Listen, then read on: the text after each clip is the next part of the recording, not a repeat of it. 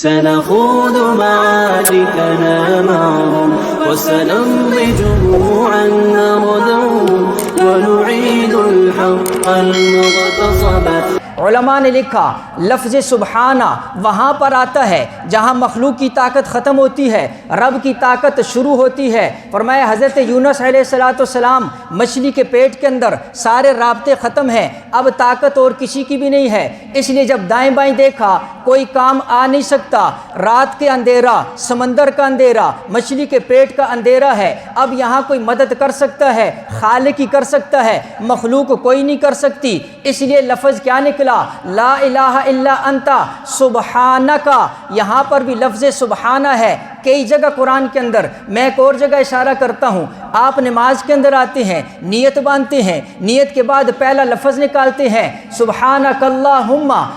یہاں پر بھی لفظ سبحانہ آیا۔ علماء نے نقطہ لکھا کہ نماز کے شروع میں لفظ سبحان کیوں ہے؟ اس لیے کہ آنے والا بتا رہا ہوتا ہے مولا جب تک میں نے نیت نہیں باندھی تھی میں اپنے علاقے کا خان بھی تھا، جب تک میں نے نیت نہیں باندھی تھی میں اے سی اور ڈی سی بھی تھا، جب تک میں نے نیت نہیں باندھی تھی میرے ہاتھ کے اندر قانون بھی تھا، میں جج کی سیٹ پر بیٹھا ہوں، میں ممبر پر بیٹھا ہوا عالم ہوں، میں واعظ اور خطیب ہوں، میں اپنے علاقے کا بڑا ہوں، لیکن جب تک میں نے نیت نہیں باندھی ہے، جب میں نیت باندھ کر تیرے سامنے ہاتھ باندھ لیے پہلا لفظ سبحانہ کہا، اشارہ کر دیا مولا اب میں کچھ نہیں ہوں، اب میں صفر ہوں، میری طاقت بھی کچھ نہیں ہے، اب اگر ہے تو تو ہی تو ہے۔ اس لیے فرمایا جب نماز شروع ہوتی ہے پہلا لفظ سبحانہ کا کہلوایا جاتا ہے کہ جہاں پر مخلوق کی طاقت اہمیت سب ختم ہوتی ہے اور اس سے آگے رب کی طاقت شروع ہوتی ہے،